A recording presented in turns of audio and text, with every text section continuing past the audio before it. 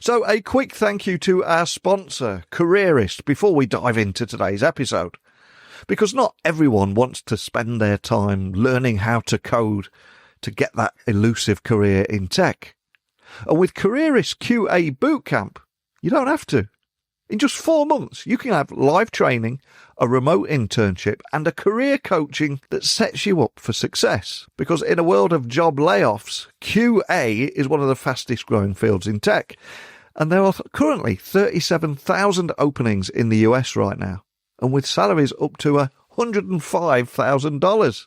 And Careerist grads, they're working at companies in 42 states, and with a very highly respectable 4.7 star Trustpilot rating, I think it's clear the model seems to work. And remember, if you don't land a job within a year, you get your tuition fees back. So what's the catch? Well, the only catch really is that the seats for the next class won't last. So you'll find the link in the show notes. Check it out. Let me know how you get on. Maybe I can get you on the podcast when you get that career in tech and tell me about your journey. But now it's time to get straight into the discussion with my guest today. How do you secure a network when new devices come online every 18 seconds? Well, my guest today is Iain Davidson, and he's from Wireless Logic, a company that is managing more than, check this out, 18 million active IoT connections across 165 countries. So today we're going to talk about the rising complexity of IoT deployments and, more importantly, the very real risks that come with it. And what I'm talking about here is not just theoretical.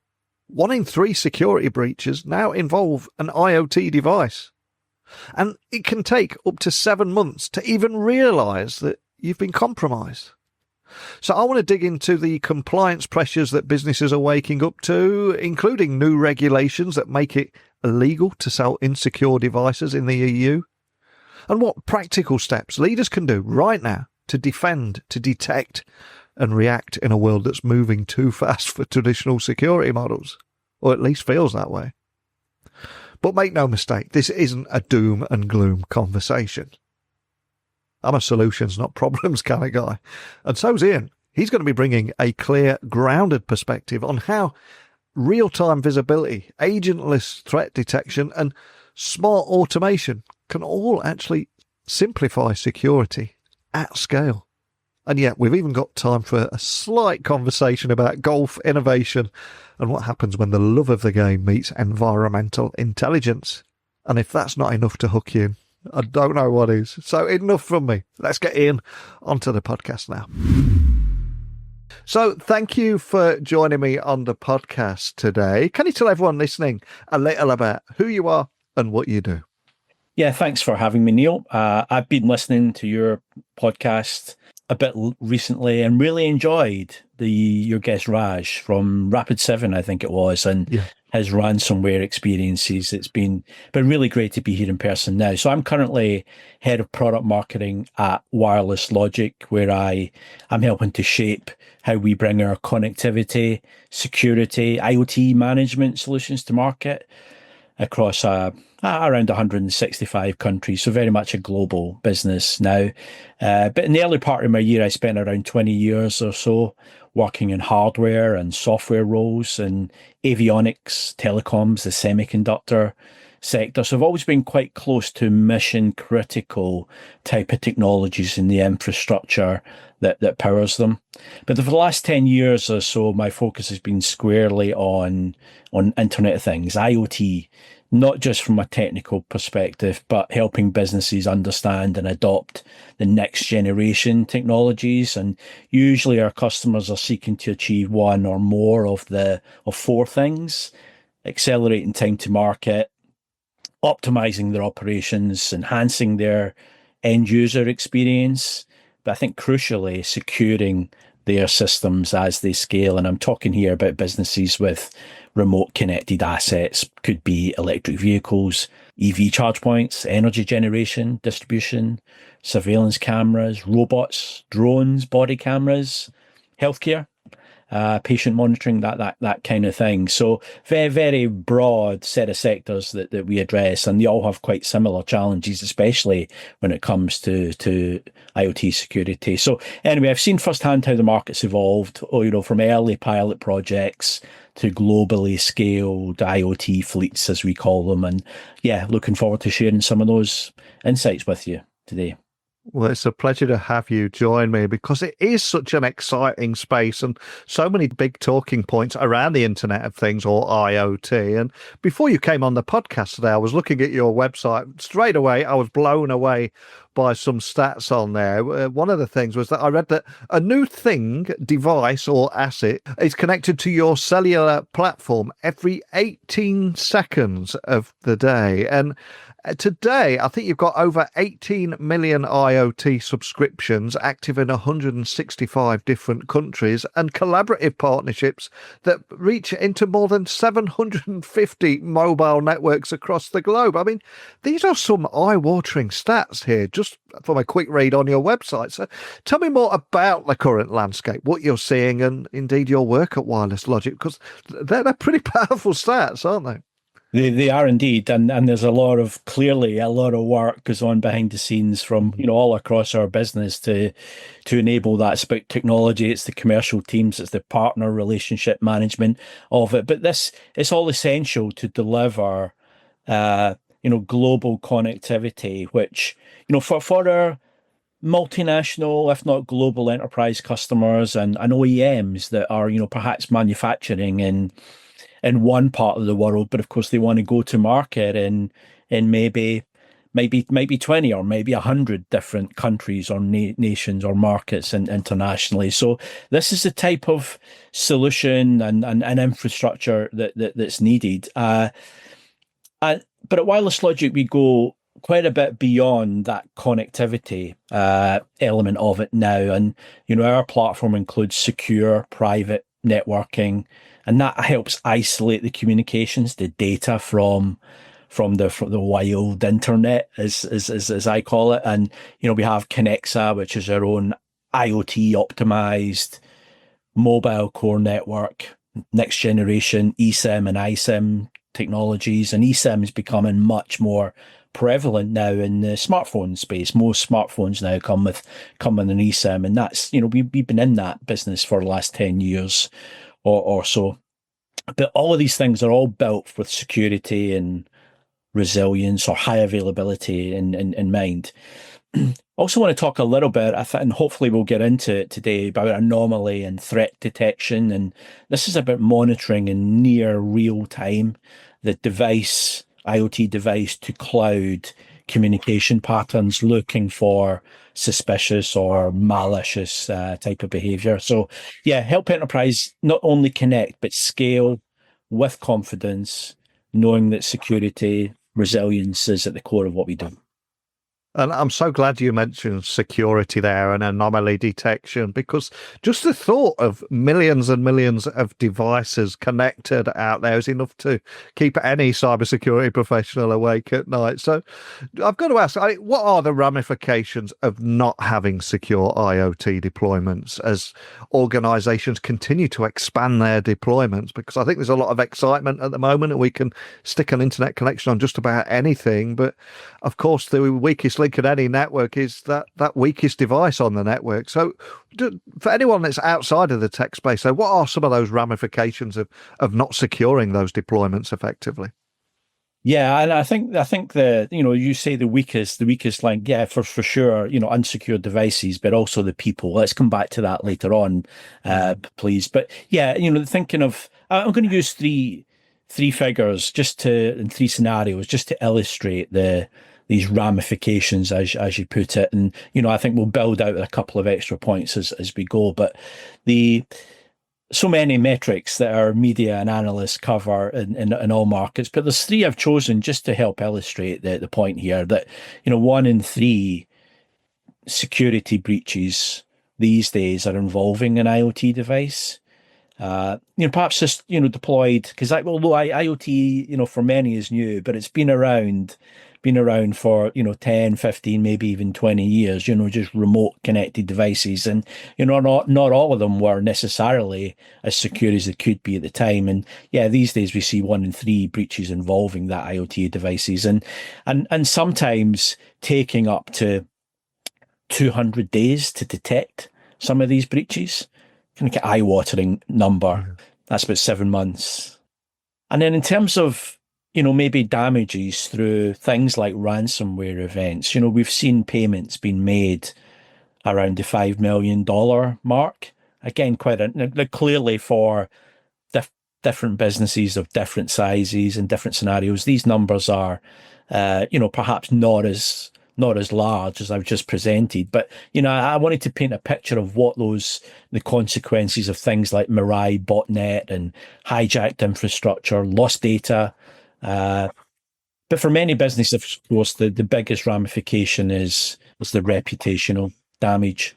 So, I mean, if cyber criminals can stop traffic on the streets, can stop oil and gas flowing, which has happened, can prevent remote patient care or stop EV charging stations from working. These are a real impact on, obviously, the businesses and the users, but also the economy and society as a whole. So if that wasn't bleak enough already, then we've got new regulations like the EU Cyber Resilience Act. And there are equivalents to that in different parts of the world as well. But, with the EU CRA, we've also got something called an EN 18031, but, it's part of the Radio Equipment Directive. And essentially, insecure devices which are not compliant cannot legally be sold or deployed in Europe. So that's a massively significant milestone in wireless devices or IoT device regulation. So, the risks aren't just technical, they're legal, operational, and brand related. But the good news is, and there is good news here, that, there's companies like Wireless Logic are already supporting enterprises with these challenges, and we are continuing to evolve and improve what we do.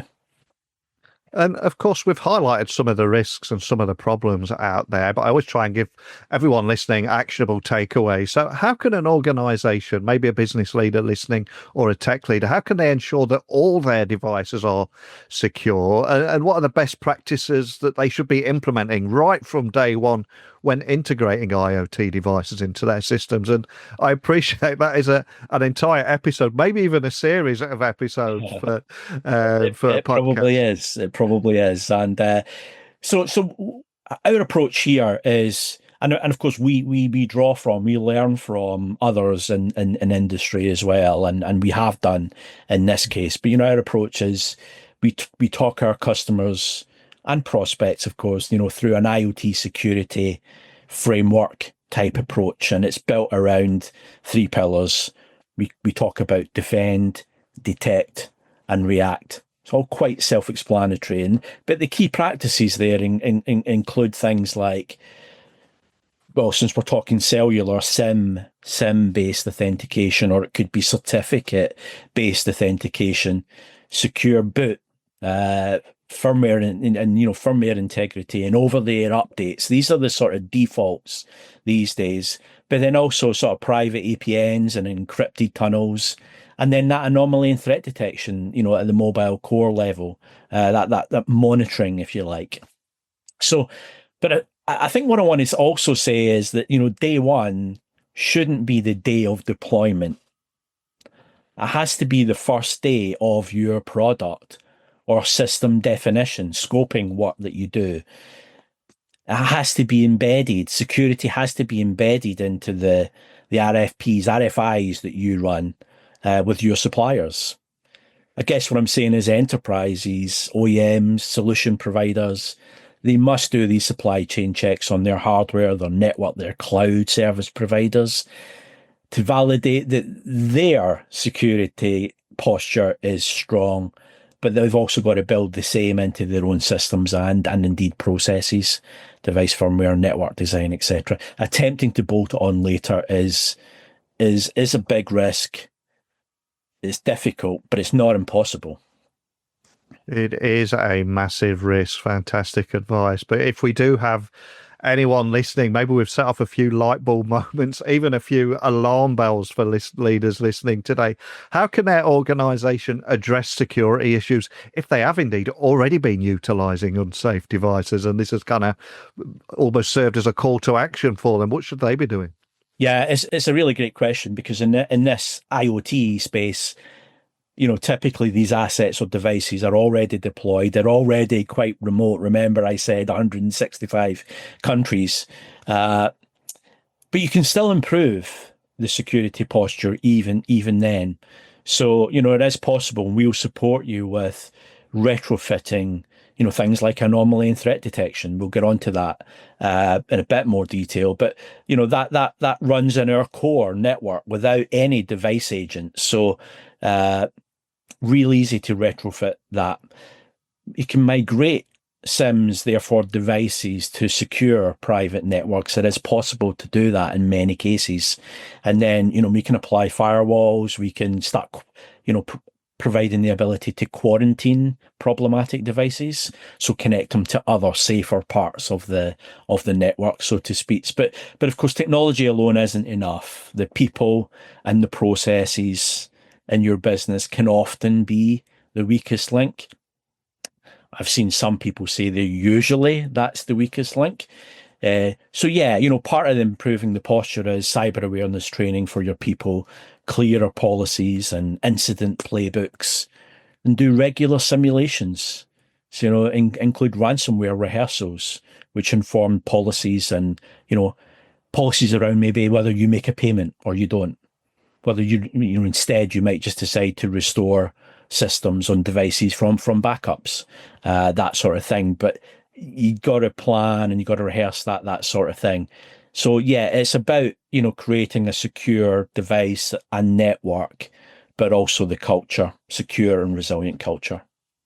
And I'm glad you raised that as well, because people, users or workers, whatever you want to call them, they traditionally are called the weakest link in cybersecurity. But very often they're given an annual cybersecurity compliance test, which just means watching a video, hitting next for 10 minutes, and then selecting a few multiple choice questions. And usually when people are busy, they're asking people who've already completed it to get the answers to that quiz, just so it can disappear off their to-do list. But yeah, it needs to be done differently. It needs to be done better, doesn't it? That side of things. Yeah, absolutely. And I think certainly within our business, we do what you've just described, but we do it very regularly now, and it's very, it's absolutely mandatory. And then what I shared there about the rehearsing the simulation of how does the business, how do people react in the event of a ransomware attack or a security breach. There's just no escaping it. You've just got to invest in that type of thing, and invest in people, invest in training, and have the clear processes. It's just, it's just crystal clear to me that's the only way to go. And there are people and organizations there that can help with that sort of thing. And, as a technology provider, we can. But even with that internal process element of it, there's help out there as well.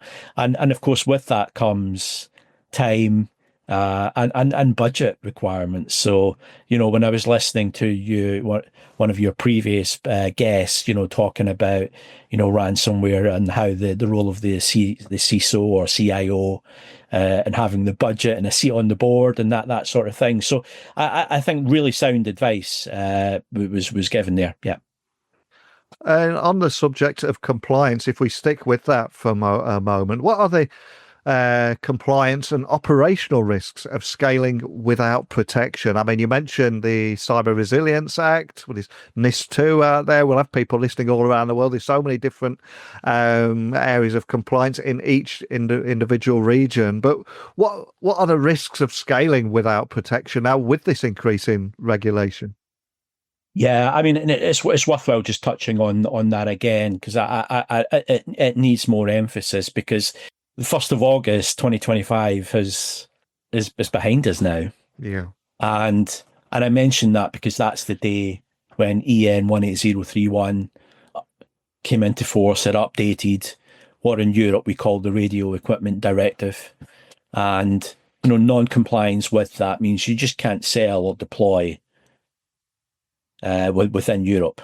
And, that's huge. So it needs extra emphasis. So forgive me for repeating myself on that one. But, the cost of, system outages, we've seen numbers like, $200 million per year to deal with system outages, $10 million for the cost of recalling devices from the field, or maybe $1,000 or so to, for truck roll to go visit a site and perform some remediation there. And again, these are figures which are proportional to business size. For some they'll be larger, some they'll be smaller. But ultimately, that poor security increases things like, the operational complexity, the recovery costs, may lead to audit failures, may prevent you going to market. But many businesses, as tough as those things are, I think, will often pay more heed perhaps when it comes to, impacts that, a lack of compliance might have on customer trust, especially in regulated sectors, like healthcare, energy, automotive, that kind of thing. And earlier in our conversation, you mentioned the importance of real-time visibility. So what does real-time visibility and threat detection play in creating these secure IoT systems that we're talking about here? Tell me more about them. Yeah, so when I mentioned defend, detect, react, we're really talking here about this detect. And you can't react until you've detected, if you see what I mean. So detecting quickly is kind of the starting point here. But, in this area, digital, connected era, it's absolutely vital. So, most companies traditionally, at least, would have relied on, reactive alerts. Something's going down, or maybe they've just over a period of time seen increased data usage. They maybe receive a larger bill as accordingly, and that would typically fall at the end of the month, but it might only be picked up on at the end of the quarter or the end of the financial year. So in other words, that's too little, too late. So instead, we talk to the market about anomaly and threat detection, and this is a service that runs entirely in our mobile core network. So it's agentless protection, so no device overheads, no performance hit on the device or the airtime. And it gives you ultimately, behavioural baselines, traffic profiling, crucially those real-time alerts if there are, malware type events, if there are IP backdoors perhaps have been there and they're starting to be used, we can detect and inform that sort of behaviour. Generally speaking, unauthorised malicious traffic, these are the things we're looking out for. And while I'd say cloud service providers, the Googles, the Microsoft Azures, etc., AWS, they're excellent at guarding the traditional IT perimeter. But our anomaly and threat detection service, that enables businesses to see and monitor devices which sit beyond that IT perimeter. Essentially it's an early warning radar which helps businesses react quickly before threats, before breaches take hold and start to propagate.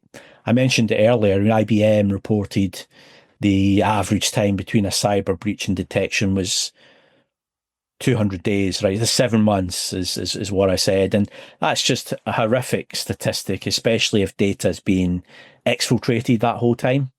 So, of course, you'd be informed or you would learn about denial of service or ransomware attacks much more quickly. But, that's that time to detect is the key thing, and then you can react accordingly.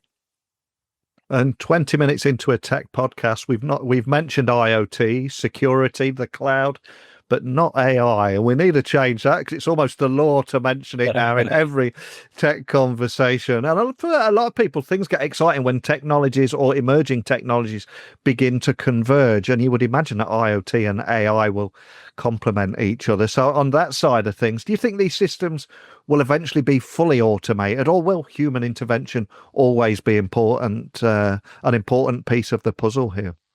Yeah, you're right. AI is spoken about everywhere. I prefer to talk about automation, right? So Yeah. yeah, a level of automation is essential, especially when you're operating at scale. Uh, but like AI more generally, I think we've still got to have guardrails in place, and you've got to have human judgment, human intervention. I think is still critical. So I think the automation would be very good at doing some, hitting the problem on the head with a hammer kind of thing. So you've detected maybe in our case a strange behavior with a device, and you could use an automated process to maybe do the detection for sure, but then from a reaction point of view, you might block, throttle, or quarantine that connection to limit and constrain that suspect device in some way. Uh, you might even be able to, in some scenarios, automate the remediation work. But I'd say humans are still, the key judgment makers and decision makers to decide on how things are escalated, the consideration around legal actions and insurance and, customer communications, stakeholder communications and that sort of thing. And ultimately these are all things. I spoke before about simulations, rehearsals. These are things that are gonna help the humans and the automation in both cases, right? With judgment and ultimately reducing, well, panic in the case of some humans, right? Uh, but yeah, so from our point of view, we're combining automation with, sort of a lot of the marketplace demands now, like 24/7 global support operations teams. And, we're training our own agents, both human and digital, with, the right sort of playbook to deal with these sort of instances. So yeah, it's I think always a bit of both. I haven't really heard anyone be so crazy or bold to say AI can be unleashed. And we've talked around some of the challenges today, but also the solutions, the best practices on how businesses can remain protected and ultimately able to unlock some of those opportunities that we're seeing out there at the moment. And I think you and I are of a similar age. We've seen the rise in the workplace of the internet, cloud, mobile, IoT, AI, and automation. I've got to ask on a personal level, what excites you about your work right now and where all this is heading? Yeah, so I think the great thing about the IoT market is, I've been in it, for at least 10 years, but I think the market opportunity is still huge. It's still out there, and what we see in many cases now is IoT being used for good. Yeah. When I say good, it's security and it's safety. It's about the environment and air quality and healthcare and just helping our governments, the agencies, enterprises generally, just deliver all of those things. And for sure, the security challenge is there, and it has been an issue. It will continue to be an issue, but that's where the techie or the geeky side of my brain gets to play, because I get to come onto podcasts like this and talk to these enterprises about how, yeah, all these worries are real, but the solutions are there, and we as a vendor, our task is to continue to evolve and learn, and that's just a great space to be in. It's constantly moving and evolving and improving, and we are doing some good in the world. Love it. And I cannot thank you enough for taking the time out of your busy day to sit down with me today and share your story, the work that you're doing. Your passion and enthusiasm and excitement for this space really shines in our conversation today. So before I let you go, I'm going to see if there's something we can do for you here. Some of the biggest names in business, VC funding and tech have either been guests or maybe listen to this podcast, or there might be a friend of a friend who we might be able to hook you up with here. So is there a person you'd love to have a private breakfast or lunch with? And hopefully he or she might get this message, but who would it be and why? I love it, and I'm sure they are all listening. That's a great question, and I'll be a little bit cheeky and a bit of fun with this, if you don't mind. And I'm going to ask for a table for three. So it's dinner. It's for three. You'll have detected, Neil, that I'm a Scotsman, and you probably know that Scotland is the home of golf. Yeah. And we've had a phenomenal summer of golf this year. But I also think the game is at a really interesting crossroads when it comes to sustainability. So my ideal dinner or lunch guest would be the CEO of the Arone. And then I think we'd invite the CEO of John Deere. John Deere along as well. So one shaping the traditions and rules of the game, and the other's helping shape the future of turf, grass, and agronomy. So we wouldn't, of course, talk about how 5G can help improve my golf swing. I've read that somewhere. It's utterly ridiculous. But what I would like to talk about is how we grow the game in a smarter, more sustainable way. So bringing together the IoT technology, maybe Earth observation, satellite observation type solutions, agronomy expertise, and ultimately do things like reducing water, improving the irrigation, reducing chemical use, optimize maintenance, protect the wildlife in those habitats. So the RNA's already got some good agronomy programs already, but I think with the right technologies, we could take that even further. It's just a great, for me, getting to mix a bit of business with pleasure, and it's a great intersection of sort of heritage and innovation. Wow, it gets no better than that. We will put that out into the universe. Let's see what we can manifest together. I'm curious, if you're a big golf guy, you mentioned the 5G thing doesn't work, it's ridiculous, but it's a huge industry, the golf tech. Have you tried anything that works or doesn't work so well, or anything you've encountered there? I would say get your golf clubs fitted, so have the right club length, the right club shaft, and then get out and play. Yeah. Don't go to the driving range, don't go so much, and just get out and play and enjoy it. So no pulling out devices, measuring the distance and all that, all useless. Well, I mean, the rangefinders and things like that help. And I think if you really want to push on, there are training aids, right, that help you with swing and all of that sort of thing. But good old fashioned mechanical stuff, right? Not 5G is what I'm trying to say, right? I mean, for sure, 5G around a major golf event, a 5G network around that is going to be excellent, right? It'll help everyone on the ground there. But yeah, with golf swing and performance, not so much. Love it. And back to wireless logic for people wanting to find out more about anything we talked about today. Obviously, a big website. If anyone wants to talk with you, keep up to speed with some of the developments or your team, where's the starting point for everything? Yeah, so connect with me on LinkedIn at a personal level. I'm quite active there, or head over to wirelesslogic.com, and we spoke a lot about security, but we have an IoT security page there, or even simpler, just drop us an email at hello@wirelesslogic.com.